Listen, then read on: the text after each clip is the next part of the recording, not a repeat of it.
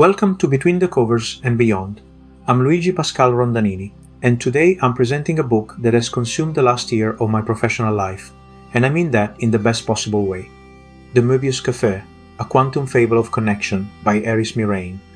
Before I tell you about the book itself, let me give you some context about how this project came to be, because the story of the book's creation is almost as unusual as the book itself. Eris Mirrane is a physicist. Not a physicist who dabbles in writing, a physicist who uses literature as a laboratory for exploring consciousness. I've had the honor of working as an independent editor on all of her books, and each one has pushed the boundaries of what fiction can do when it takes science seriously.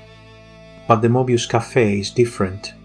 Eris came to me with a request: take the original 6,700-word short story, A Brief, intense thought experiment about quantum mechanics and human connection, and expand it into a full novella using something I've developed called the architect's method. The architect's method is a systematic approach to literary expansion that I've spent years developing. It's not about adding more words, it's about deepening existing structure. Think of it like fractals. You're not changing the fundamental pattern, you're revealing infinite complexity within it.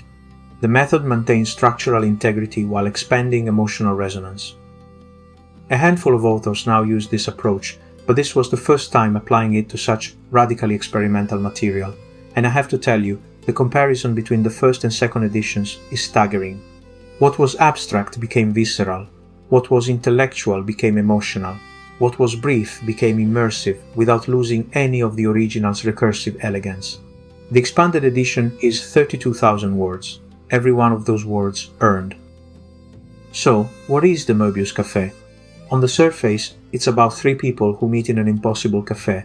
Elena is a mathematician who chose precision over feeling after her mother's death. Victor is a physicist cursed with the ability to see futures he cannot prevent. Arya is a barista who exists across 7 parallel timelines simultaneously. They converge in a space where quantum mechanics isn't metaphor, it's architecture. The café exists in superposition. Time loops back on itself. Observation literally creates reality. And a blue butterfly appears at moments of genuine recognition, guiding each character toward the one thing they've been avoiding: surrender. But here's what it's really about. What grounds us when certainty dissolves? When we discover that consciousness creates reality, that observation shapes what we see, that the boundaries between self and other are illusions, what holds us steady. The answer Eris offers is radical in its simplicity: connection. Not knowledge, not control, not understanding. The moment one consciousness truly sees another, let me be completely honest, this book is not for everyone. And I don't say that to be elitist or exclusionary. I say it because this book demands something from you.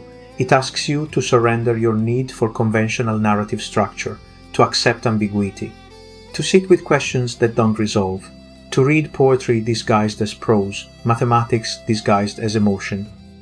This book is for you if you've read Einstein's Dreams by Alan Lightman and thought, I want more of this.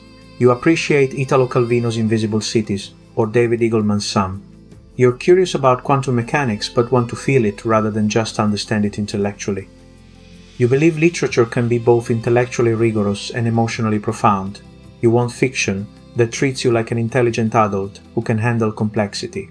You're willing to read something twice because the second reading reveals what the first couldn't show you. You're comfortable with endings that open rather than close.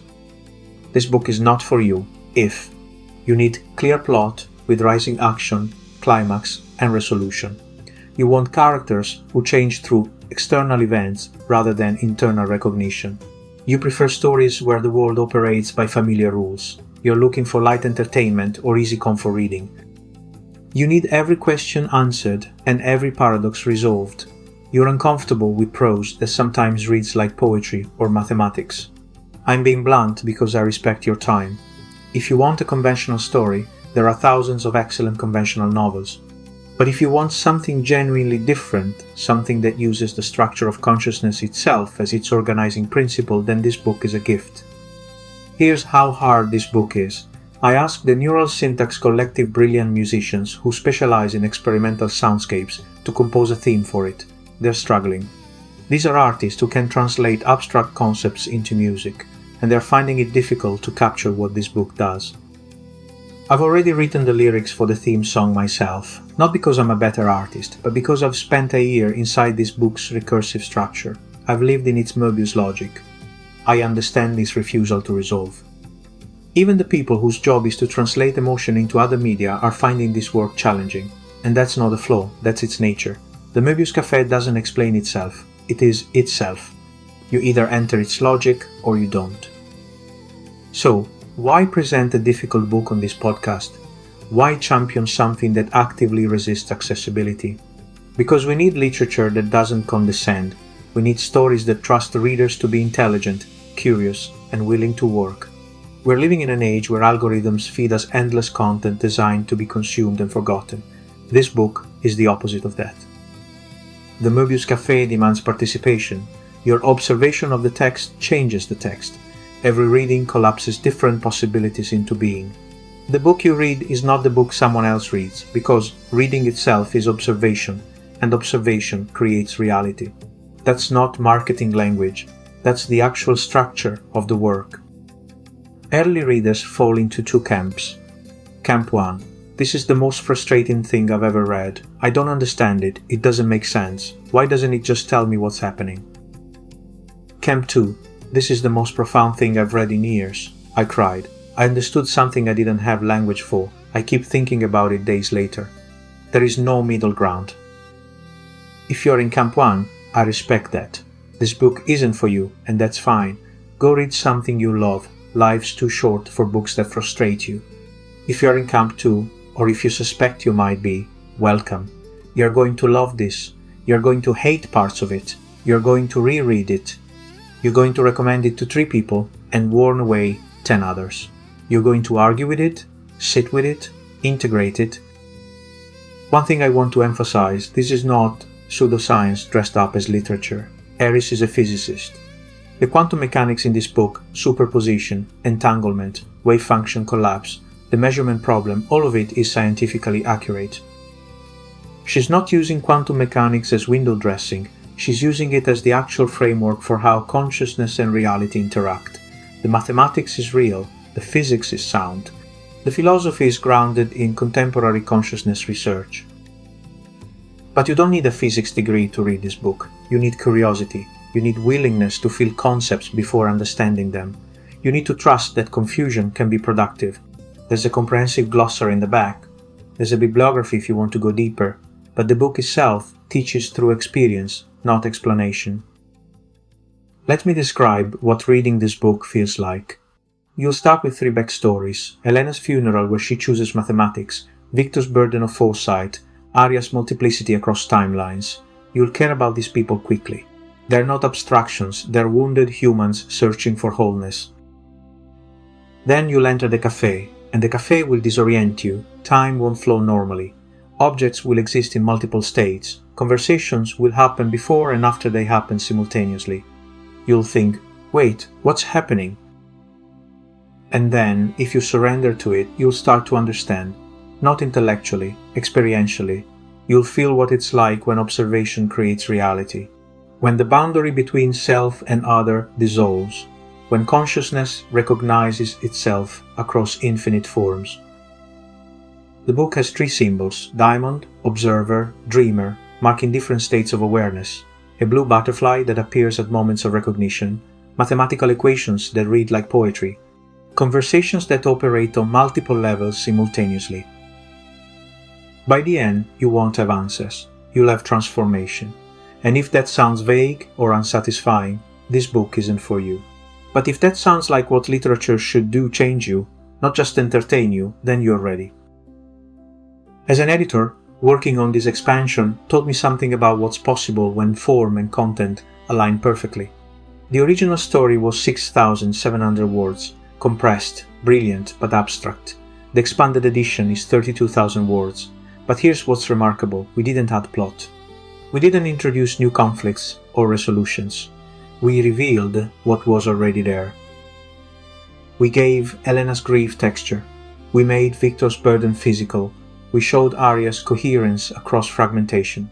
We built a café that breathes and thinks and witnesses. The architect's method asks, What's the DNA of this story? What pattern exists at its core? And then, how do we express that pattern at different scales without changing its fundamental nature? It's like zooming into the Mandelbrot set. The same pattern repeats infinitely, but each zoom reveals new detail. That's what this expansion achieved. Same structure, infinite complexity. Let me be specific about audience.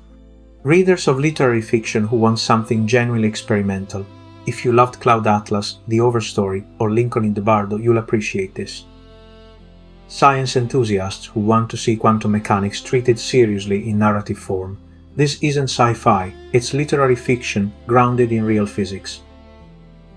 Philosophy readers interested in consciousness, observation, and the nature of reality. This engages with phenomenology, Buddhist non-duality, and contemporary consciousness studies. Anyone exhausted by conventional storytelling who wants fiction that makes them work, think, and feel simultaneously. Book clubs willing to have difficult, fascinating conversations. This book will generate debate, interpretation, and multiple readings. The Möbius Café is not trying to be accessible, it's trying to be true. True to the recursive nature of consciousness, true to the quantum reality we inhabit, true to the difficulty of human connection in a universe that constantly rewrites itself. Working on this book has been one of the most challenging editorial projects of my career, and also one of the most rewarding. Because when you help create something genuinely new, something that doesn't fit existing categories, you're participating in what literature can become, not just what it's been. Eris Mirrane has written something extraordinary, a novella that respects your intelligence enough to resist easy comprehension, a story that asks you to observe rather than consume, a work of art that changes based on who's looking at it. It's not for everyone, but if it's for you, it might be exactly what you've been searching for without knowing it. Before we close, I'd like to share a brief passage from the book.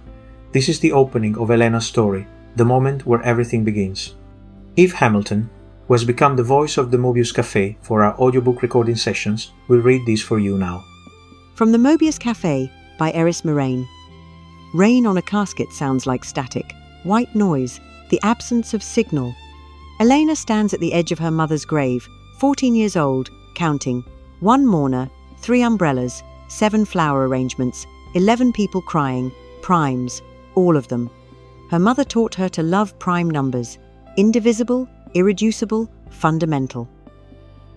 The priest speaks of resurrection and eternal life. Elena counts the syllables, searching for a pattern in his cadence. There is none. She is learning that language, like everything else, is chaos dressed as meaning. Her mother wrote poetry, lived in metaphor. She called cancer the dark visitor, as if naming it beautifully could make it less real. It didn't work. Metaphor failed.